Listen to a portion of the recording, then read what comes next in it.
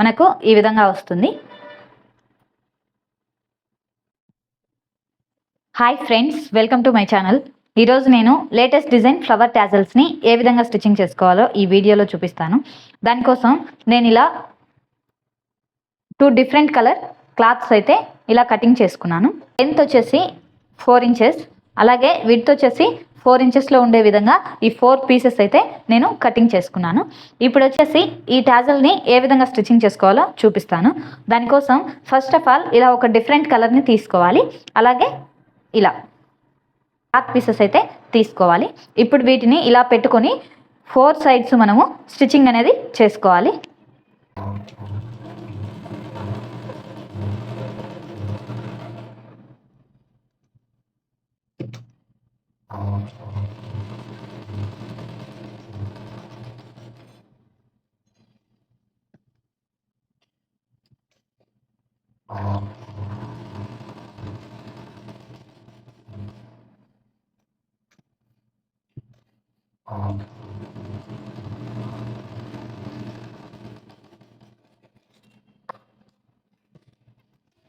చూడండి, ఈ విధంగా స్టిచ్చింగ్ అనేది చేసుకోవాలి.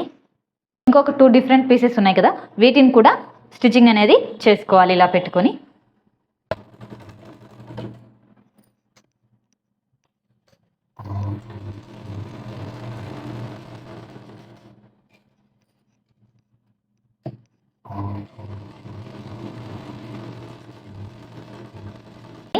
ఈ విధంగా మనం తీసుకున్న మొత్తం 4 స్క్వేర్ పీసెస్ని ఇలా స్టిచ్చింగ్ అనేది చేసుకోవాలి.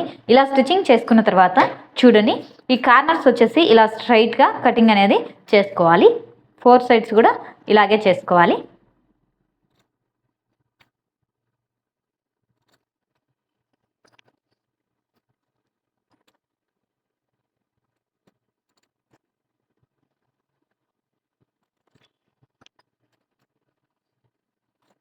ఇలా ఒక కార్నర్ దగ్గర ఈ క్లాత్ని ఇలా ఇలా అనుకోవాలి. చూడండి, ఈ విధంగా అనుకొని ఇక్కడ వచ్చేసి ఒక చిన్న కటింగ్ అనేది తీసుకోవాలి.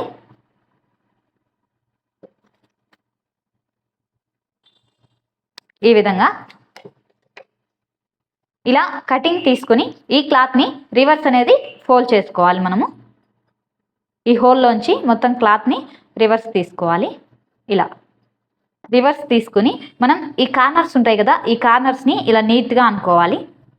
షేప్ అనేది నీట్గా వచ్చే విధంగా ఇలా ఏదైనా సరే ఒక పెన్ కానీ లేకుంటే సిజర్ కానీ తీసుకొని ఈ కార్నర్స్ అనేవి నీట్గా వచ్చే విధంగా ఇలా షేప్ అనేది నీట్గా అనుకోవాలి. చూడండి, ఇలా మనకు ఈ స్క్వేర్ పీస్ అనేది. అదేవిధంగా ఈ క్లాత్ని కూడా మనం సేమ్ ఇలాగే రిటర్న్ తీసుకొని ఫోల్డ్ చేసుకోవాలి. చూడండి, ఈ విధంగా రివర్స్ ఫోల్డింగ్ చేసుకోవాలి మనము. ఇలా రివర్స్ ఫోల్డింగ్ చేసుకున్న తర్వాత బ్లౌజ్కి ఏ హ్యాంగింగ్ థ్రెడ్ అయితే యూస్ చేస్తారో దాన్నే తీసుకోండి. ప్రజెంట్ నేనైతే ఇలా వైట్ కలర్ థ్రెడ్ని తీసుకొని చూపిస్తున్నాను. ఇప్పుడు ఈ థ్రెడ్ని చూడండి ఇలా పెట్టుకొని ఒక కార్నర్కి ఈ క్లాత్ని ఇలా ఫోల్డ్ చేసుకొని ఫస్ట్ వచ్చేసి ఈ థ్రెడ్ని స్టిచ్చింగ్ అనేది చేసుకోవాలి. ఇలా పెట్టుకోవాలి. ఇలా పెట్టుకొని ఈ పైన స్టిచ్చింగ్ అనేది చేసుకోవాలి.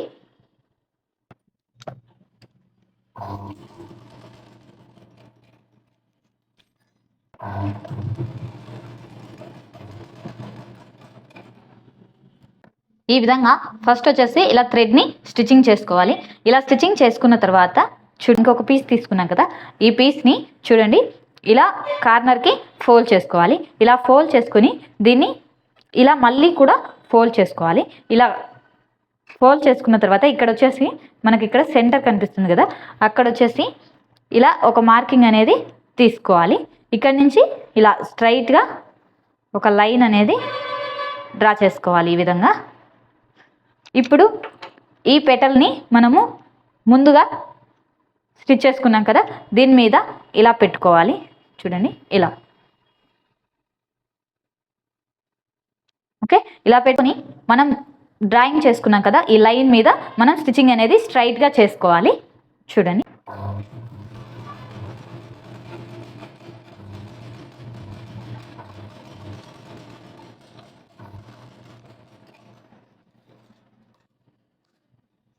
చూడండి ఈ విధంగా స్టిచ్చింగ్ అనేది చేసుకోవాలి.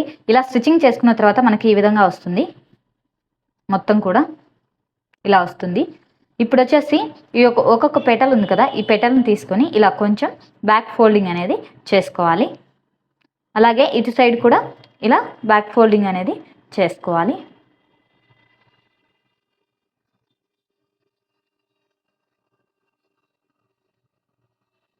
ఫోల్డ్ చేసుకుంటే మనకు వచ్చేసి ఇలా కనిపిస్తుంది. బ్యాక్ సైడ్ వచ్చేసి మనకు ఈ విధంగా వస్తుంది. చూడండి, ఈ టాజల్ వచ్చేసి ఈ విధంగా వస్తుంది మనకి. మీరు బ్యాక్ ఫోల్డ్ చేస్తారు కదా, ఈ క్లాత్ అనేది వాష్ చేసినప్పుడు పక్కకి వెళ్ళకూడదు అనుకుంటే కనుక ఈ కార్నర్లో ఇలా స్టిచ్చింగ్ అనేది చేసుకోవాలి. చూడండి, ఈ కార్నర్లో చూడండి ఇలా ఈ నార్మల్ నీడిల్ని తీసుకోవాలి. ఇలా నార్మల్ నీడిల్ని తీసుకొని మనం ఇక్కడ ఫోల్డ్ చేసుకున్నాం కదా కొంచెం క్లాత్ని, ఈ క్లాత్ అనేది చూడండి ఇలా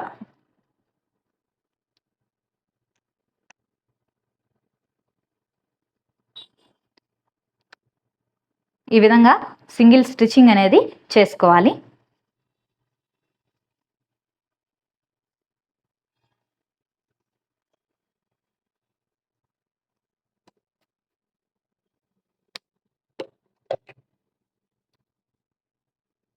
చూడండి, మీకు చూపించడం కోసం నేను ఇలా డిఫరెంట్ కలర్ థ్రెడ్ తీసుకొని స్టిచ్ చేశాను. ఈ విధంగా స్టిచ్చింగ్ అనేది చేసుకోవాలి. అలాగే రిమైనింగ్ ఈ పెటల్స్ అన్నీ కూడా ఇలాగే స్టిచ్చింగ్ అనేది చేసుకోవాలి.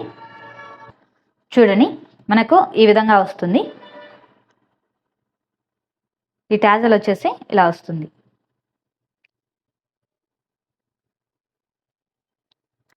చూడండి, ఈ విధంగా సింపుల్గా అండ్ ఈజీగా మనము ఈ టాజల్స్ని స్టిచ్చింగ్ చేసుకునే ప్రాసెస్ ఇది.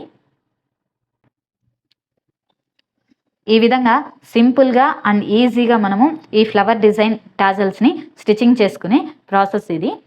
నా వీడియో మీకు నచ్చినట్టయితే లైక్ చేయండి, షేర్ చేయండి, సబ్స్క్రైబ్ చేసుకోండి. Thanks for watching my video friends. Thank you so much.